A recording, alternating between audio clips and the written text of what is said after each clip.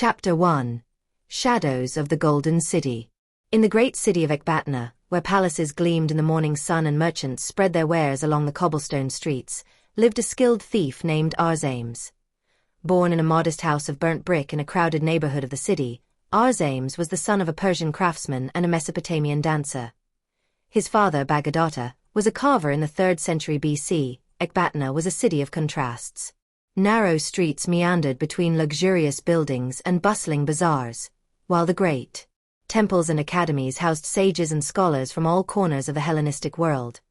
But beyond the wealth and splendor, the shadows of the night hid the secrets of those who lived on the edge of the law. Among them, Arzames was the most daring. He had managed to sneak into the residences of wealthy merchants and Parthian officials countless times, stealing jewels, precious parchments, and rare objects. Agile and intelligent, he sneaked across the city's gold-plated rooftops, disappeared among the lotus-filled gardens, and used the labyrinth of underground tunnels to escape unharmed. One evening, while hiding on a wall of the royal palace, his gaze was stolen by an unparalleled apparition. Princess Calidora, daughter of the Seleucid king Antiochus I Sota. She was a living goddess, with long hair, black as night, braided with gold threads, and eyes green as emeralds. Her diaphanous dress of Phoenician silk swayed gently in the evening breeze, and her skin had the glow of wild honey. Calidora walked alone through the palace gardens, where the light of torches danced on the marble fountains and statues of gods forgotten by time. The royal palace was a fortress of luxury, built on successive terraces, each decorated with fine mosaics and immense columns carved in alabaster. The throne rooms shone under huge chandeliers, and the walls were painted with scenes of military victories and protective goddesses. And the palace gardens, the scent of jasmine and roses mingled with the perfume of cedar wood, brought from Lebanon, and the alleys were adorned with bronze statues and pools of clear water. King Antiochus was a strong ruler, with a harsh gaze and a strategic mind. Next to him, his queen Stratonus was a woman of cold beauty, with ice-blue eyes and an unwavering posture. The royal family lived in a world of opulence, but Calidora, a dreamy soul, longed for freedom. That night, the eyes of Arzames and Calidora met at a magical, but also dangerous moment. The daring thief and the forbidden princess. And so began a story that would change the destiny of Ecbatana forever. Arzames kept his breath, hidden between the carved columns of the palace garden. Calidora, unaware that she was being watched, ran her delicate hands over the petals of a lotus flower, lost in thought. Her beauty was overwhelming, and Arzames felt for the first time in his life that it was not the desire to steal that had brought him to that place, but something much more dangerous, the desire to know that wonderful being. Daring more than he should have, Arzames changed his position, but a stone rolled under his steps. Calidora started and turned suddenly.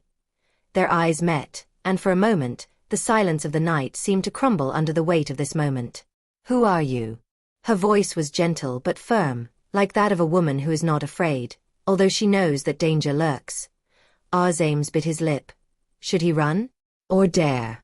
"A nameless man, just a shadow of Ecbatana, great princess," he replied, making a theatrical bow. Instead of calling for the guards, Calidora looked at him curiously. "A shadow? Then why do you speak like a prince?" Arzames' smile was sincere. He had not expected such an answer. "Because, sometimes, shadows hide more stories than thrones." The princess laughed softly, but her steps drew closer to him. The silver moon bathed her delicate face, and Arzames felt that he would risk his life just to hear that laughter one more time. "You are a thief, aren't you?" she whispered, and he could not lie. "Yes. And what did you come to steal from me?" Arzames paused for a moment, then answered with unexpected courage. "A moment with you." Calidora remained motionless, surprised by his answer, but her eyes sparkled with amusement. "Then you have already stolen it and the nights that followed."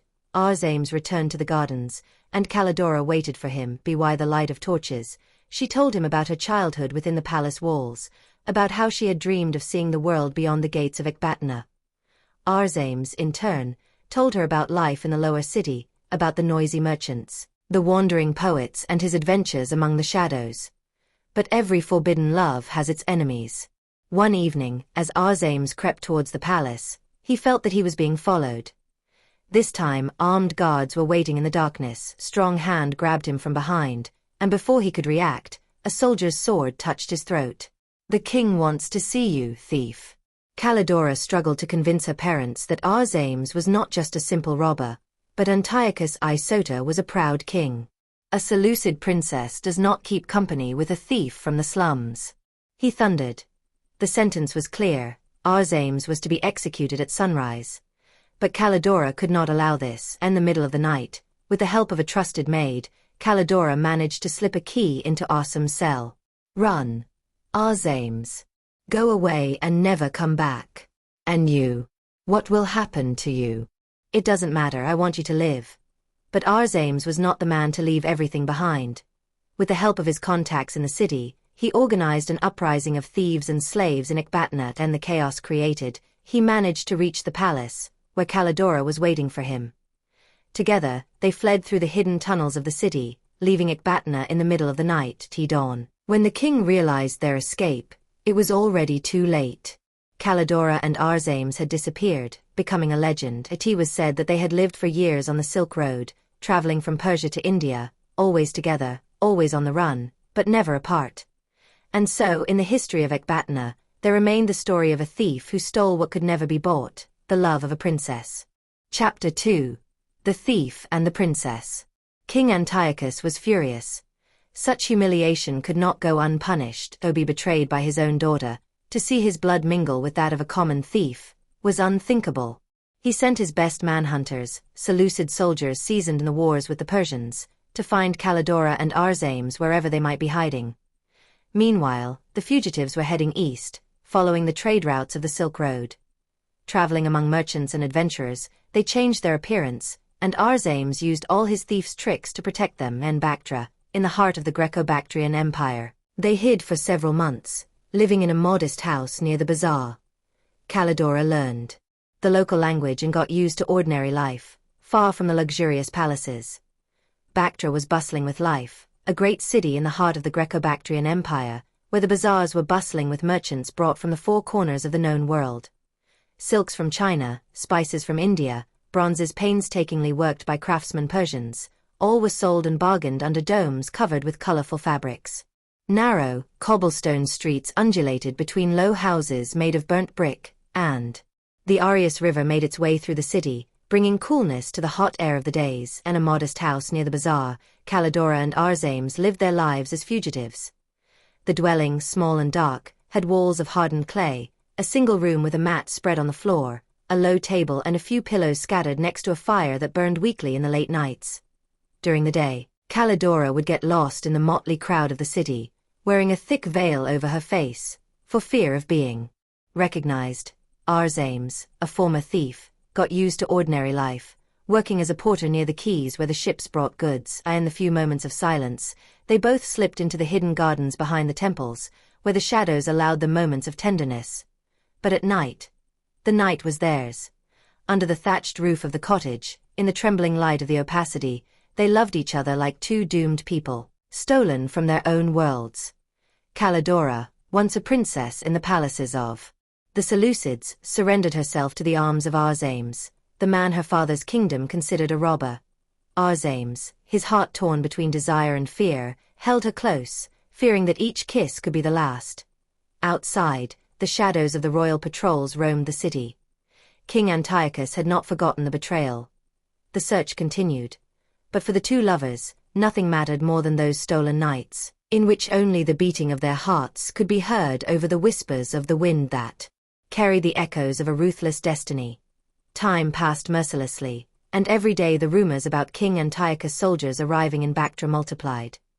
Calidora and Arzames hid their fear under the guise of an ordinary life, but they knew that danger lurked around every corner. One evening, when the sun had set behind the walls of the city, the two lovers slipped through the labyrinthine streets, heading towards the banks of the Arius River.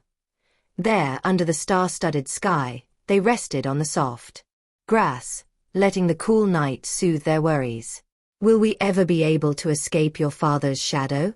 Arzames asked, touching a strand of Calidora's black hair with his fingers. "I don't know. But if he found us, do you think he would take me back?" Or, her voice trembled, and her gaze became thoughtful. Or would he kill me? Arzames continued.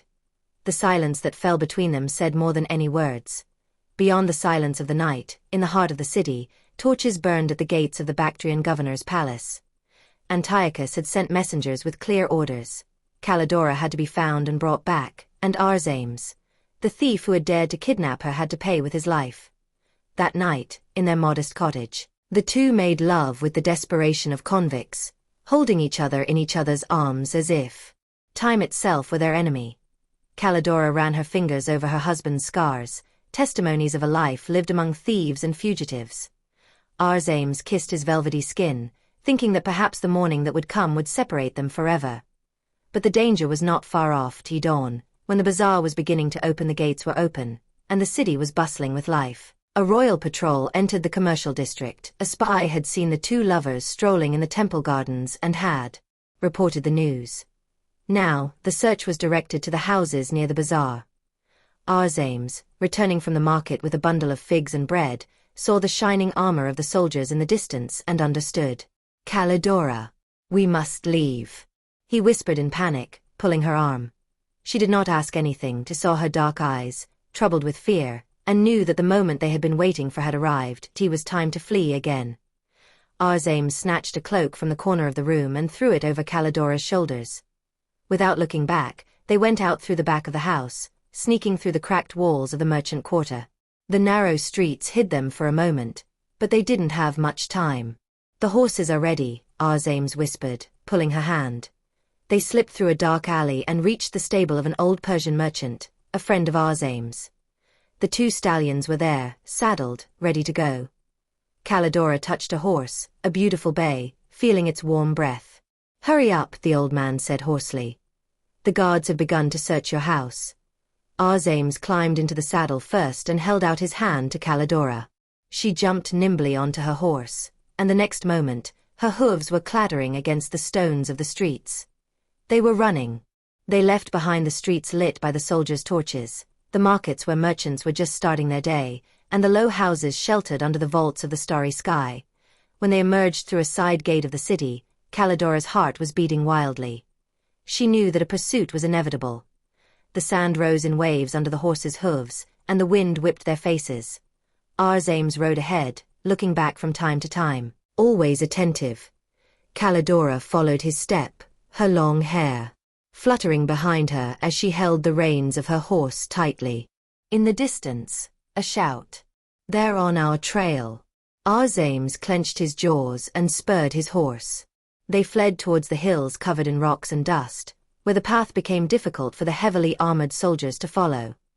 The sound of their hooves mixed with the beating of their hearts. The night was their ally, but how long could they run? Before them, the desert stretched, merciless and vast. To the mountains, Calidora. Arzames shouted, "It is our only chance." The lovers galloped towards the unknown, with death on their trail and love burning like a flame in their hearts. Will they escape their pursuers? Will the desert swallow them, or will they find a new refuge? The wind blew harshly across the mountain ridges, carrying with it distant echoes of hooves fading into the darkness of the night. Calidora and Arzames rode on without stopping, climbing higher and higher, where neither pursuers nor kings, nor the curses of the past could touch them. Below them, Bactra remained a shadow lost in the darkness, and in the sky, the stars twinkled like ancient torches, silent witnesses of their forbidden love. When they reached a hidden valley, between rock walls, Arzames pulled on the reins and let his horse take its last breath. Calidora descended heavily, her legs trembling with fatigue, but also with the excitement of the night. "They won't find us here," Arzames said, approaching her. Calidora didn't answer. She just looked into his eyes, the same eyes that had charmed her from the first moment, the eyes of the man she should have hated, but whom fate had pushed her to love. They let their horses graze, then Arzames gathered a few dry branches and lit a fire. The flames danced on the rocky walls, their shadows merging like spirits lost in the darkness. "Are you okay?" he asked, touching her cheek. "I am with you. That is all that matters." They sat down near the fire, and the night wind brought shivers to their skin. Arzames untied his cloak and pulled it over them, enveloping them in a warmth that neither the cold of the mountains nor the fear of pursuers could stifle. Calidora ran her fingers over his arm, touching the old scars. Arzames flinched slightly, but said nothing. He just looked at her in the flickering light of the fire, and in that moment, without words, she understood everything. The hard life he had led, the struggles, the pain, the loneliness. "You are not alone anymore, Arzames," she whispered. He held her close, and their lips searched for each other in the firelight. They loved each other with the same intensity with which they had been pursued, with the desperation of souls condemned and yet blessed by the gods. For one night, the mountains had been their palace, the stars witnesses, and the flames of the fire the only light of their destiny. But morning was approaching, and danger was not far away. What awaits them with the dawn? Will they be found, or will they manage to forge a new path? The sunrise colored the sky in shades of gold and purple, and the cold wind of the mountains carried the last shadows of the night. Calidora woke up first, her head resting on Asam's chest. She could hear his heart beating slowly, quietly, as if the dangers of the world no longer existed. But she knew that the quiet was only an illusion. She rose slowly, without waking him, and looked beyond the rocks that sheltered them. Down in the valley, traces of raised dust could be seen, a patrol on horseback. King Antiochus' soldiers had not given up. They were still looking for them. Arzames. She shook him gently. "We must go." The man woke up immediately, accustomed to living on the alert. He ran his hand through his dark hair and, without asking any questions, mounted his stallion. Calidora did the same, and in a few moments, the two lovers were galloping among the bare rocks. The road was dangerous, steep slopes, narrow paths, and deep ravines. The horses placed their hooves with precision, but each jump could be fatal for them. Arzames guided Calidora, casting hurried glances behind him. The cloud of dust was growing. The pursuers were getting closer. "This way," he shouted, heading for an opening between two rocks. They slipped through the pass, leaving the main path behind. Their breathing was heavy, and their hearts were beating like war drums. When they reached a lower area, where the trees stretched out their branches like saving arms, Arzames pulled on the reins. "We must hide," he said. "The horses are tired, and we cannot run forever." Calidora bit her lip, looking around. A dark cave, hidden between the rocks and the roots of an old tree, seemed their only hope. "There," she pointed. Without wasting any more time, they crept inside, dragging their horses after them. The cave was cold and damp, but it hid them well from the soldiers' eyes. They hid in the shadows, barely daring to breathe. It wasn't long before the sound of hooves filled the valley. Calidora hugged her knees to her chest, feeling like her heart would burst with fear. Arzames, sitting next to her, held his dagger in his hand, ready for anything. The soldiers passed a few steps ahead of them. They disappeared among the rocks. One of them shouted. "Search below," came the captain's command. And slowly, the sounds of hooves faded away. Calidora exhaled deeply, loosening the fist clenched around her cloak. Arzames looked at her and touched her cheek with his fingers, brushing a strand of hair from her forehead. "Once again, I escaped," he smiled wearily. "Once again. But for how long?" Arzames did not answer. Instead of words, he brought his lips closer to hers, and their kiss, there, in the depths of the cave, was like a silent covenant that they would not give up on each other. In the darkness of the cave, where only the weak moonlight filtered through the cracks of the rock, Calidora and Arzames found their breath. The danger had passed, for the moment. The cold of the stones enveloped them, but between them burned a flame stronger than any trace of fear. Calidora rested her head on Asam's chest, feeling his heartbeat. Every time she thought she would lose him, life brought him back to her, like a ruthless game of fate. "Arzames," she whispered, looking up at him. The man only responded with a gesture, caressing her cheek. His dark eyes seemed gentler now, and his rough hand, accustomed to the sword and theft, touched her like a priceless gift. Without haste, Calidora took off her cloak, letting it slide onto the cold ground. Her white body, bathed in the shadows of the night, seemed sculpted by the gods. Arzames said nothing, just looked at her, and the fire in his eyes flared brighter. He approached her slowly, like a predator, who had found peace only in the arms of the one he loved. Their lips joined in a long, deep kiss, while their hands explored known and unknown contours. In that moment, everything that had come before, the flight, the fear, the whole world, disappeared. They loved with the desperation of fugitive souls, with the passion of people who did not know if they would see the dawn together again. Their breaths mingled, and their bodies united in a dance of desire and liberation. In the depths of that cold cave, there, night burned hotter than any torch lit in the palaces of Bactra. Calidora clung to Arzames, as if he were her only anchor in this merciless world. "Never leave me," she whispered between kisses. "Never," he answered, sealing the oath with a last embrace. The night was slowly falling, and somewhere far away, Bactra was still searching for them.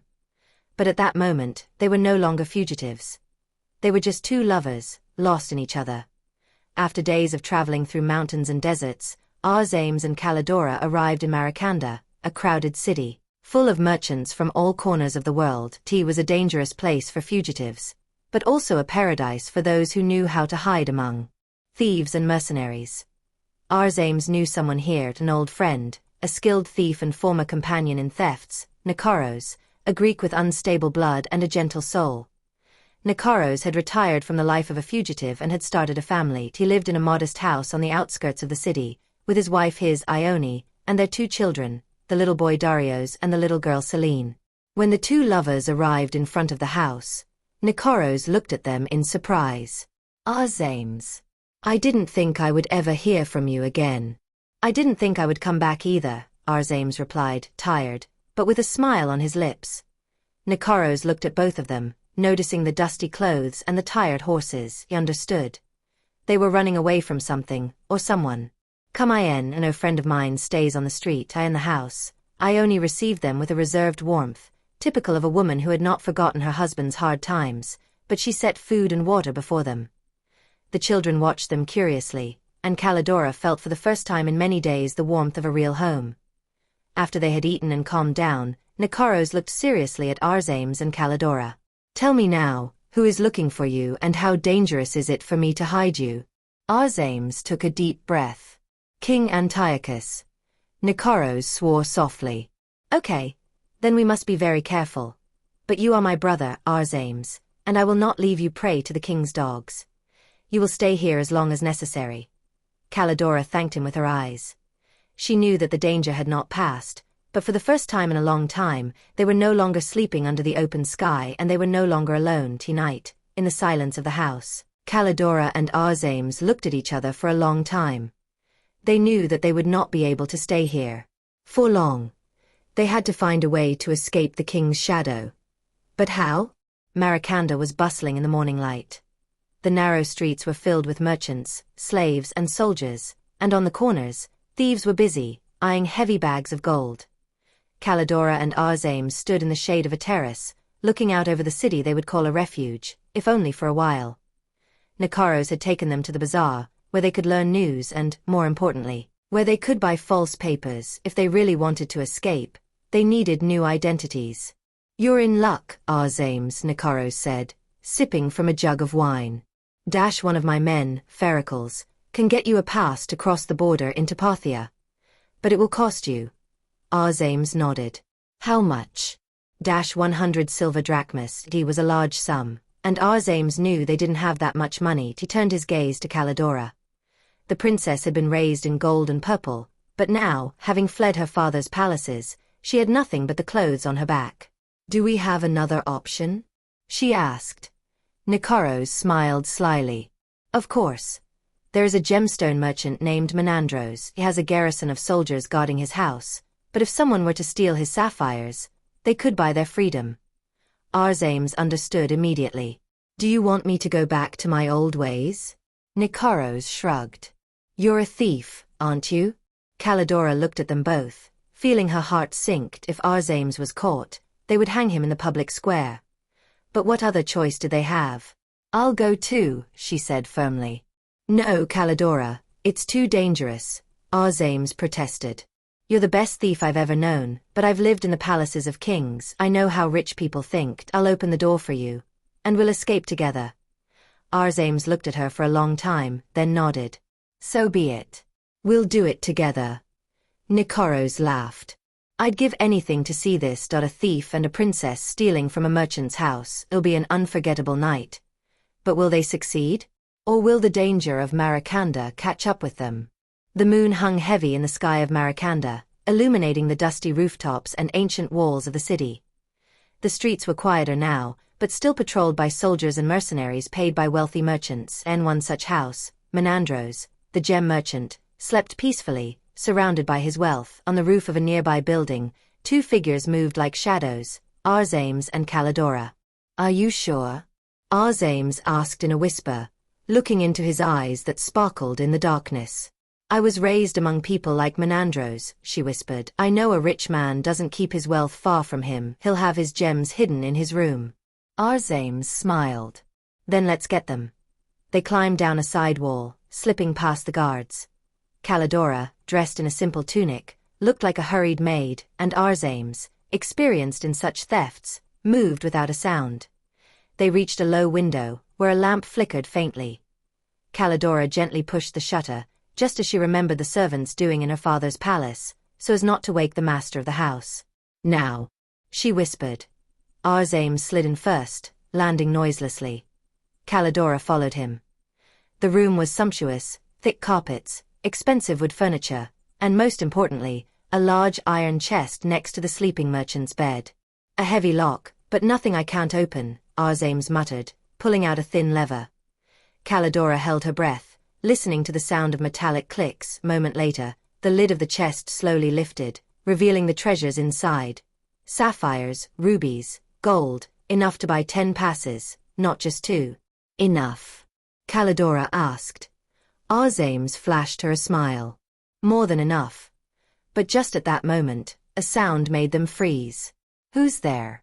Menandros shouted, waking up suddenly. Before the merchant could call for the guards, Calidora stepped forward, grabbed a heavy bronze vessel, and smashed it into his head. The man collapsed without a sound. "Nice blow," Arzames laughed. "Let's go." They stole out in a few seconds, slipping back onto the roof. But before they could reach safety, an alarm rang throughout the house. "Thieves! Thieves! We have been discovered!" Calidora shouted. Arzames caught her hand. "Then let's run like 2 true fugitives."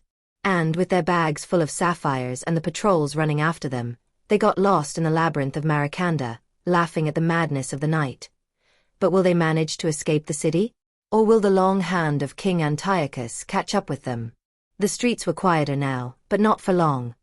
Arzames and Calidora ran through corners and courtyards, trying to hide their steps in the deep shadows of the night. The bags of sapphires struck them under their clothes, and every moment seemed more precious than the gold they had just stolen. "We have a little more time," Arzames said, taking her arm and guiding her steps. "If we reach Nicoro's house, we're safe. Do you think they won't come after us?" Calidora asked, her voice trembling, though she tried to remain calm. "Not until morning, and then we'll be far away. Nicoro's will have everything we need." To the corner of a street, a group of soldiers suddenly appeared. Calidora held her breath, but Arzames, without hesitation, quickly grabbed a ground-floor window and slammed it shut. "What was that?" a soldier shouted. "Just a cat," replied another, incredulous, but still hesitating. Arzames and Calidora were now running like 2 winds, joining their steps on the sidewalks in the hidden corners of the city. Finally, they arrived in front of Nicoro's house, which still seemed too quiet for a thief's house. "Come in," Nicoro's shouted, appearing at the door. With a last effort, Arzames and Calidora entered, and Nicoro's closed the door behind them. "Did you succeed?" he asked, raising an eyebrow, with a slight shade of anxiety in his voice. "We succeeded, but we were almost caught," said Arzames, throwing the bags on the table. Calidora dropped her head on the table, tired and with her heart still beating wildly. Nicoro's looked at the treasures they had brought with amazement. Yes. But you put your lives in danger for a few sapphires. You think you are safe here?" Arzames turned to him, his gaze stern. "You must help us get out of the city, Nicoro's. We need documents." Nicoro's looked at him for a long time and finally nodded. "I understand. I will make your passports, but I tell you now, it will be difficult. I can only take you as far as the border with Parthia, where I am sure you will no longer be pursued." "Thank you," said Calidora, standing up suddenly, pushing her hair back. "We will be in debt forever." Nicoro shrugged, without too many words. "No need for thanks. But for the future, choose your friends better. Because if they find out about this robbery, your future will be much bleaker. Arzames looked at the sapphire bags. He thought about what he could have done with this money, what he could have done to offer Calidora a better life. But at that moment, he knew that nothing would ever be the same again. For 2 years, they fled from city to city, always one step ahead of their pursuers. But the Seleucids were persistent. Arzames was no longer just a thief, but a symbol of disobedience. When the king heard that his daughter was still living with him, his anger turned to hatred. Chapter 3: Gold and Betrayal. Calidora and Arzames had finally arrived in the Maurya kingdom, a vast and prosperous region ruled by Emperor Ashoka, known for his wisdom and justice. The capital city, Pataliputra, was a place of mesmerizing beauty, with large white stone palaces and bustling streets. The markets were a vibrant mix of color and sound, with stalls selling silks, exotic spices, and glittering jewelry. The air was filled with the sweet scents of fruits and flowers, and vendors shouted in chorus to attract buyers. On every corner, the voices of merchants could be heard bargaining passionately. The kingdom was prosperous, but also full of danger. Calidora and Arzames were still being hunted by soldiers sent by her father, King Antiochus, who could not forgive his daughter for her escape and for her alliance with a thief who had become a symbol of disobedience. After arriving in the Mauryan kingdom, the two hid in the vibrant crowd of the markets, but danger was ever present. One day, as they were trying to find shelter, they were surprised by some soldiers looking for Calidora. That moment, a young girl approached them. She was the daughter of a wealthy silk merchant from Pataliputra, named Nisha. Nisha was known for her courage and big heart, and her family was a respected one in the community. Their house was a large wood and stone structure, with a flowering inner courtyard, where red and white roses intertwined with green ivy. In the back courtyard, camels and horses were kept, and the family lived in an atmosphere of prosperity and tranquility, far from the tumult of the city streets. Her father, an elderly and wise man, ran the silk business, and her mother took care of the household chores. Nisha had a younger brother, whom she protected with all her love. Seeing them in danger, Nisha intervened quickly, using her knowledge of the city to hide Calidora and Arzames in a spice shop. Calmly and skillfully, she told the soldiers that they were just two lost travelers and showed them a wrong way through the city, buying them a few moments of respite. However, the danger was far from over. Calidora and Arzames, although grateful for the help offered, knew that they had to hide better. Without money, life in the kingdom was becoming increasingly difficult, and the two realized that they had to commit another theft in order to survive in that world full of dangers. They chose to sneak into a jewelry store, which belonged to a greedy and unscrupulous merchant. They entered the store in the dark, using their ability to sneak without leaving a trace. Arzames, with the agility of an experienced thief, opened a small window, and Calidora entered first, taking care not to make any noise. Inside, the jewelry shone in the moonlight. Carefully, they took a few precious stones and gold coins, which would have provided them with a window of time to leave further. However, in the midst of the theft, they realized that this gesture only deepened their lives in the shadows. Each theft they committed brought them closer to their traps. When they left the store, their hearts beating fast, they knew that this was only a temporary solution. But they were still too vulnerable and too dependent on their continuous escape. However, in the midst of the darkness, they also had a piece of hope, thinking of Nisha, the girl who had saved them. Perhaps in that kingdom, where the wisdom of Emperor Ashoka was felt in the air, they would find a safe haven, but until then, they still had many dangers to face. Calidora and Arzames did not have much time to enjoy their new resources. After the theft of the jewels, their hearts were burdened by the feeling that they were once again drawn into the vicious circle of theft, but the sword of their pursuers was always hovering above their heads. With the precious stones and gold coins in their pockets, they gathered at a tavern on the outskirts of the city, a fairly secluded place where they could hide from prying eyes. While they were resting and discussing their next steps, the door of the tavern suddenly opened and Nisha entered, an air of urgency in her eyes. Although at first she would have been tempted to blame them for the theft committed, Nisha knew that they were in a desperate situation and that her help would make more sense than condemning them. "You don't have much time," Nisha warned them, quickly approaching their table.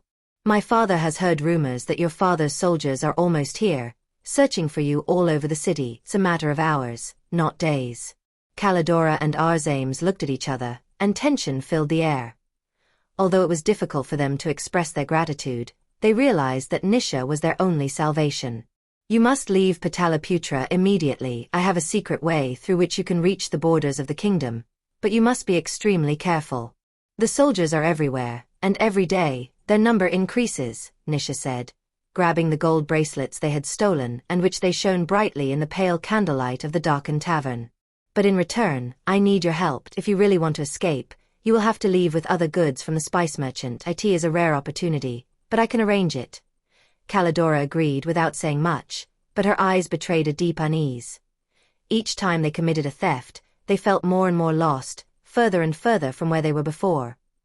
Arzames looked at her worriedly, but he knew that they had to follow Nisha's advice, because they had no other choice. So, under the cover of darkness, they set off that night for the spice shop. It was a fairly secluded place, but also covered by an old wall that separated the merchants' quarter from the poorer part of the city.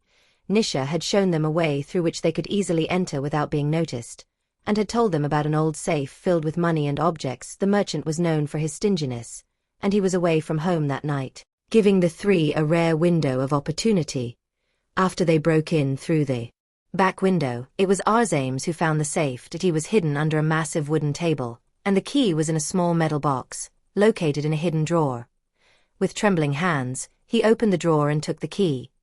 When the safe opened, the gold and jewels were piled in a glittering confusion, but Calidora and Arzames had only one intention: to take as much as possible to ensure a quick escape. "Hurry up," whispered Nisha, who had also entered.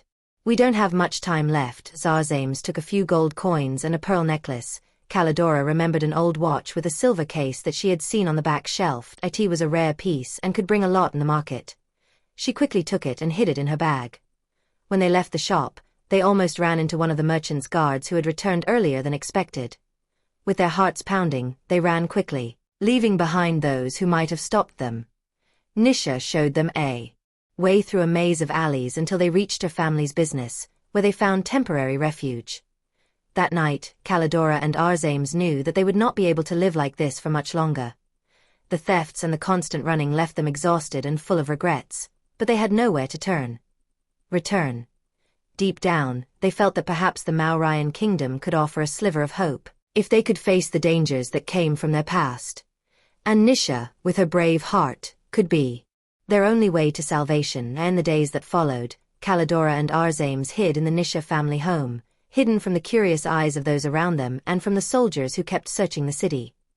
Nisha had offered them shelter, but also a way out, although the dangers did not seem to have ended. Even though Emperor Ashoka ruled wisely, the Mauryan kingdom was not without conflicts, and the forces in the Antioch affair were immense. Calidora and Arzames were like two people lost in the middle of a world they did not fully understand. And with each passing day, their escape seemed more and more endless. Nisha, although young, knew more about the realities of the kingdom than they would let on. She took them to a secret group of merchants and informants who worked with local authorities to prevent conflicts and gather valuable information. These merchants would meet in secret and exchange information about movements in the city, but also about what was happening in neighboring kingdoms. In one such meeting, Nisha told Calidora and Arzames that they had a chance to leave Pataliputra without being discovered.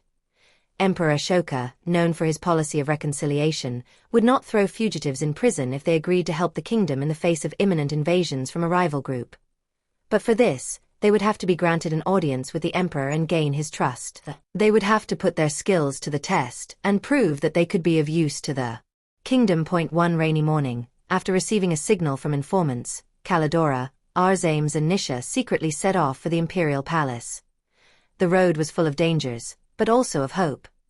Arriving in front of the imposing walls of the palace, they were greeted by guards who seemed to know them, but Nisha was lucky enough to be recognized as the daughter of a respected merchant in the city. After a short discussion and checks, they were allowed to pass. In front of Ashoka, however, they did not feel like just fugitives. The emperor spoke to them gently, but with authority. His penetrating eyes seemed to read deep into their souls. "Fleeing from your own past, you arrive here, but in the Maurya kingdom, we will not judge you for the mistakes you have made. People who flee must not only be hidden, but also wise in facing what will come. So you have the courage to help the kingdom in the face of the coming dangers?" Calidora felt that the question was not just about the help she could offer, but about a fundamental choice: to fight to redeem her mistakes or to flee again, abandoning her chance to live with dignity. Arzames, having the same inner struggle, was the first to answer. "We are ready to help. We have made mistakes. But we are not bad people. We just want a chance to prove that we can change what we have broken." Ashoka smiled slightly, satisfied with their answer. "Good. You will have your chance. But you must understand something important. Do not talk about your past. The Moya kingdom needs silence, action, and wisdom. If you want to become part of the future of this place, you must prove your trust and loyalty." With these words, Ashoka offered them a chance, giving them a mission. They were to help with an important mission: protecting a convoy of gold and silks that was to leave Pataliputra, to ensure the kingdom's supply of resources from the east. It was a risky mission, but if they succeeded, the Moya kingdom would offer them protection and a new life, away from their previous dangers. On their way to the place where the resources were gathered, Calidora and Arzames felt a fragile hope again. It was not an easy path, but it was a straight path, and for the first time, they felt that they were getting closer to a real possibility of change. But with every step, they were aware that the dangers were not over. Every decision, every action they made was a risk. This time, however, they had a chance to prove that running away does not mean giving up the fight. In the days that as they followed, Calidora and Arzames began to understand that their mission would not be just a simple escape or a helping hand. It was much more than that. Every decision they made, every step they took, became evidence of their desire to redeem their mistakes and find a place in a world that always seemed to reject them. On the morning of their departure, a shy sun rose above the horizon, spreading a pale light on the streets full of people and merchants preparing to open their stalls. Calidora and Arzames, accompanied by Nisha, mingled with the crowd, heading towards the place where the convoy of gold and silks was to gather. They could not ignore the gazes of vigilance that penetrated their depths. Although they were now under Ashoka's protection, their past still followed them, and dangers were always at a distance. "Step," Nisha explained to them seriously. "This will not be an easy journey.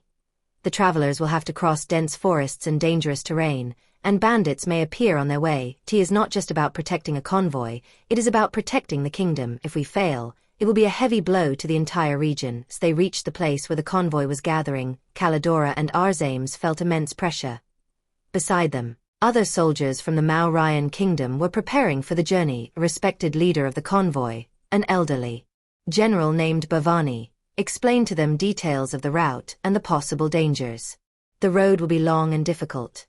The bandits who will try to plunder will be unpredictable, and we cannot risk the wealth of the kingdom." Calidora looked at Arzames, who seemed as worried as she was. It was a mission in which they had to demonstrate not only their loyalty to Ashoka, but also their ability to overcome their own fears and mistakes. The journey began, and the group entered deep into a shady forest, where the old trees and dense foliage seemed to swallow everything around. Along the way they met several merchants carrying their goods, but no one seemed to know about their plans. However, in the depths of the forest, a huge danger was preparing. A group of bandits, who had precise information about the route, unexpectedly appeared in front of them. "Run!" shouted one of the soldiers in the convoy, but it was already too late. The bandits approached with swords and daggers, keeping everyone in fear. But, in the midst of the chaos, Calidora and Arzames acted with amazing speed and precision. Although they had been thieves all their lives, their survival instinct and the courage they had acquired over time turned into an extraordinary defense. Arzames sneaked through the bandits, striking those who approached the convoy, while Calidora, using her agility, managed to distract a gang of bandits who were trying to get to the silks in the main wagon. Their mission, which began as a survival theft, now turned into a fight to defend a kingdom they still did not fully understand. This fight was no longer just about escape, it was about protecting a future. During the fighting, Calidora had a moment of enlightenment when she saw one of the bandits, seriously injured, lying on the ground. This was a young man, perhaps not much older than her, and his eyes seemed full of regret. "I had no choice," he murmured, before closing his eyes forever. This encounter shook her to the core. In that moment, Calidora understood more than anything else about the choice between fleeing and staying.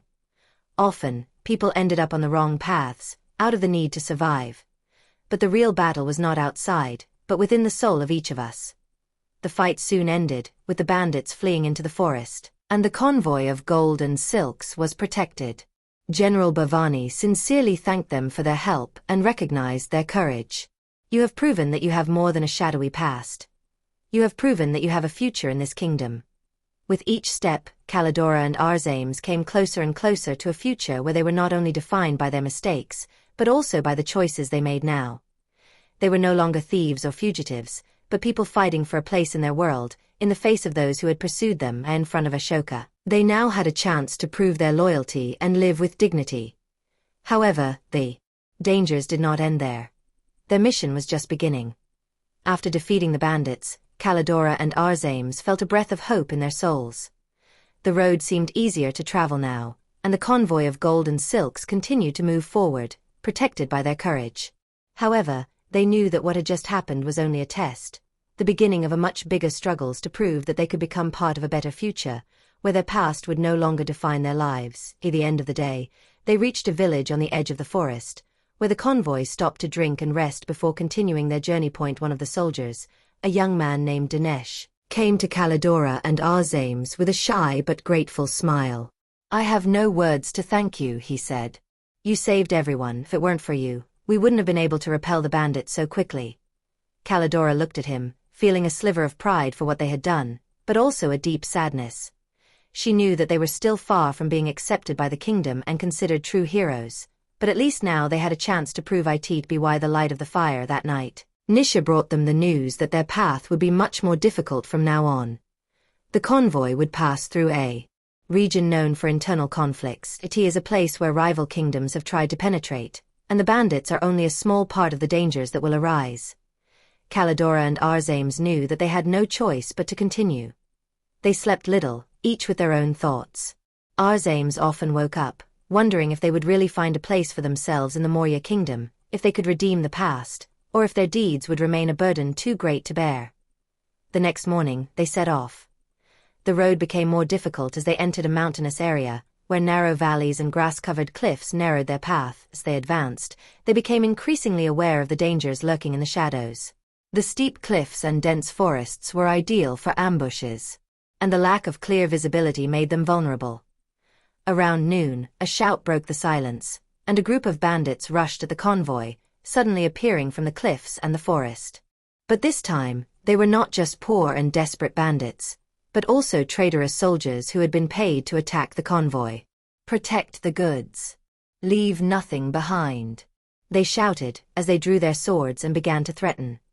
Kalidora and Arzames knew immediately what they had to do. This time, their mission was no longer just about defending a convoy or protecting resources. It was about the safety of the kingdom and loyalty to a kingdom that had given them a chance. Without thinking, they quickly drew their swords and joined the loyal soldiers, defending them from the attackers. In the midst of the fight, Arzames came face to face with one of the traitors, an older man with a deep scar on his cheek. "You?"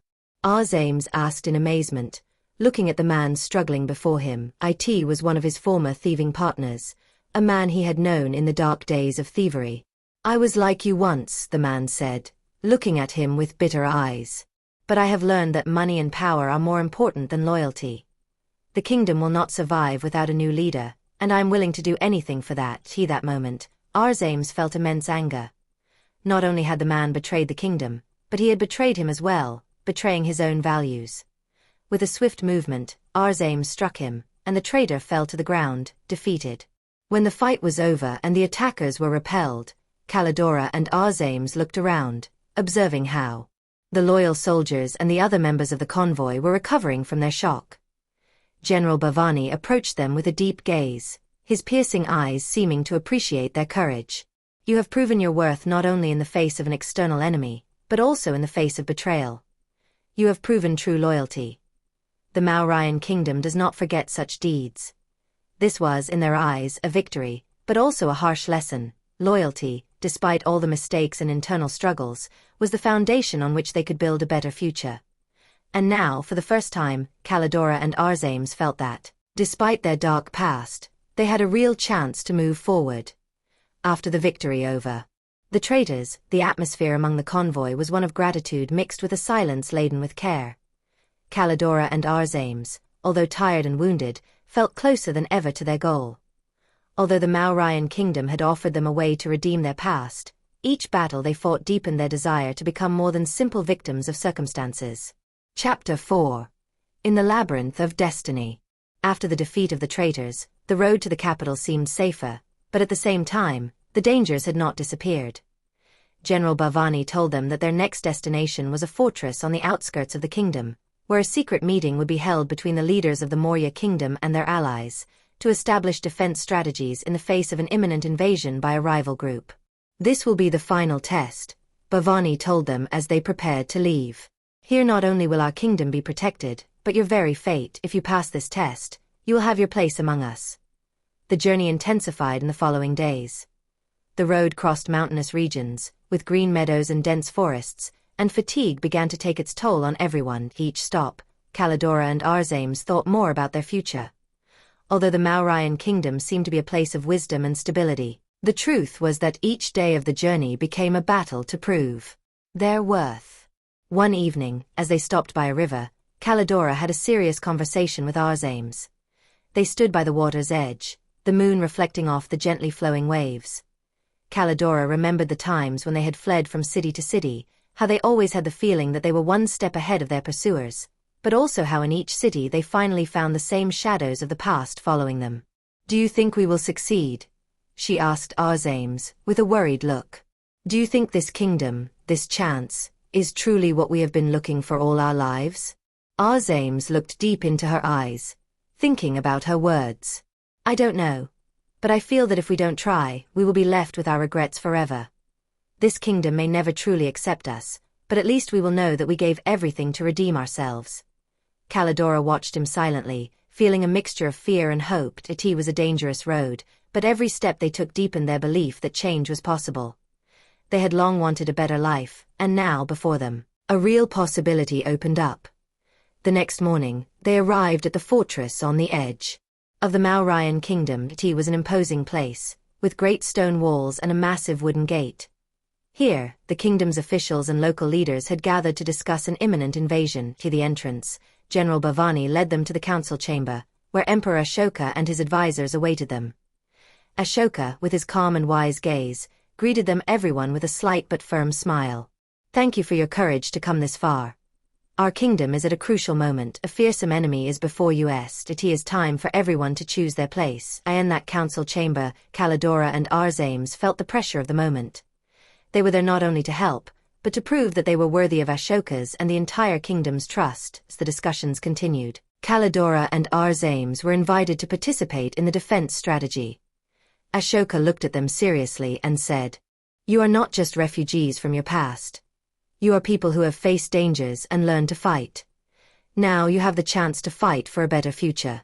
During the discussions, a plan of attack against the approaching enemies was discussed, and Kalidora and Arzames were called to actively participate in this plan. Ashoka offered them an important role, to protect an elite unit that would carry out a crucial mission, covering the retreat of the main troops of the kingdom. "This will be the true test for you," Ashoka told them. "If you manage to protect this unit and ensure the success of the mission, then you will be considered not only redeemed, but also true members of this kingdom." Kalidora and Arzames knew that this was the mission that could change their lives forever. They were no longer just fugitives, they were no longer just thieves. Now they had the opportunity to prove that, despite their mistakes, they had value in the face of those who fought for a better future. They were ready to write their own story of courage and sacrifice, and now, more than ever, they knew that their path to the Mauryan kingdom could be the beginning of a new life. And the days that followed, the atmosphere at the Mauryan fortress was charged with tension and feverish preparations. Kalidora and Arzames, now members of the elite unit that would protect the kingdom's crucial mission, prepared to face not only the invaders, but also their own fears. They were one step away from facing a battle that would test not only their fighting skills but also their character. If they succeeded, they would be redeemed not only in the eyes of the Maurya kingdom, but also in the eyes of their own conscience. That morning, a cold wind blew through the fortress, and cries of mobilization could be heard from all corners. General Bhavani summoned all the leaders and soldiers in a council chamber where, for the first time, Kalidora and Arzames were called to participate in the final strategy. Ashoka, with his stony face, was present and looked at them with an indescribable seriousness. The enemies are near, Ashoka said, as he looked at his advisors. They are preparing to attack the fortress at night. We have only a few hours to organize ourselves and ensure that the defense line is impenetrable. General Bhavani added. Your mission is clear. You, Kalidora and Arzames, are tasked with protecting the elite unit that will transport the royal artifacts to a safe place deep within the kingdom. This is a dangerous journey. If we fail to deliver the artifacts safely, we will lose not only the battle, but also the symbols of our power. He was clear. The stakes of this mission exceeded any previous battle. Kalidora and Arzames knew that this journey would show them whether they were capable of overcoming both their own vulnerability and the external dangers. With their teams prepared and their plans in place, night fell and the fortress transformed into a fortified citadel. Before sunset, Kalidora and Arzames donned their armor and joined the elite unit that would transport the artifacts. It was a risky mission, and if they were discovered, their entire team would be exposed to immediate defeat. Walking through the forest on the edge of the fortress, the road was strangely quiet. The wind that blew through the trees seemed to hide the howls that might come. Kalidora looked around carefully, aware that every noise could be the sign of an ambush. Arzames, next to her, seemed equally focused. Although they did not speak, their bond was stronger than ever. They knew that they needed each other to survive.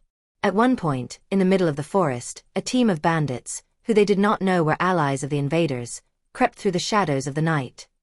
They were fast, with sharp swords and eyes full of hatred. They moved quickly, trying to get close to their group without being noticed, and in an instant, everything turned into a crazy fight. Arzames was the first to react. He threw himself at the nearest bandit and hit him with amazing speed, knocking him to the ground. Kalidora quickly fired an arrow from her bow, hitting another bandit who was preparing to attack a soldier of the unit. The fight was fierce, and every move was essential. Kalidora and Arzames protected each other with perfect coordination, learning during this fight to trust each other like never before. Even in the midst of the chaos, Kalidora noticed that the bandits had a look of desperation in their eyes, as if they were being forced to fight. What do you want? Kalidora shouted at a man who was threatening her with his sword. Why are you doing this? For money, for power, to survive, the bandit replied, before falling in battle with Arzames. After a few intense minutes, the bandits were repelled. But Kalidora and Arzames knew that they had only just begun to approach the real challenge. The invaders were much closer than they imagined. During a brief pause in the middle of the forest, when their group was sheltering in a safer area, Kalidora and Arzames withdrew a little to discuss. Do you think we will be able to get through this? Kalidora asked, her voice slightly trembling with fatigue and worry. We must, Arzames replied.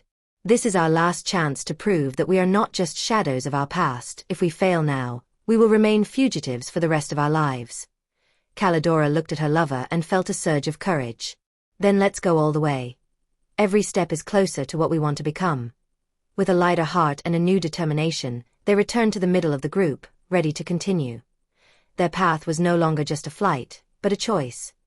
The choice to stand up, to fight for a better life, and to protect the Maurya kingdom, even when the world seemed to be against them. They knew that the final battle was approaching, and their success or failure depended not only on the strength of their weapons, but also on their inner strength. The road to the safe haven of the royal artifacts seemed endless, and as they advanced through the forest, Kalidora and Arzames felt the burden of fatigue and injuries. But none of them dared to stop. They were too close to their goal, and the Maurya kingdom depended on the success of their mission. Forward, a little more, whispered Arzames, leaning on Kalidora to move forward. His eyes were tired and filled with pain, but the determination to survive had not left him. We have little more, Arzames. One more battle. And we will be there. One more battle and it will all be over, said Kalidora, but her voice was still filled with anxiety. Don't let the invaders win, don't let them break our future. With each step, closer to the place where the royal artifacts were to be guarded, the air became heavier, and the shadows of the forest seemed more threatening. The forest was silent, as if holding its breath, waiting for their next move. What seemed to be just a gathering of trees and branches was turning into a trap. Although they were approaching their destination, none of them felt safe. As they crossed an opening, an unexpected sound broke. The silence of the night, a group of enemy warriors suddenly appeared, emerging from the shadows of the forest. Cruel smile crept across their faces, and their leader gave the signal to attack.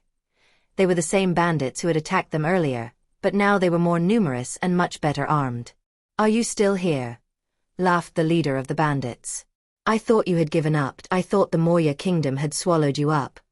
But it seems that we will face the night better than you.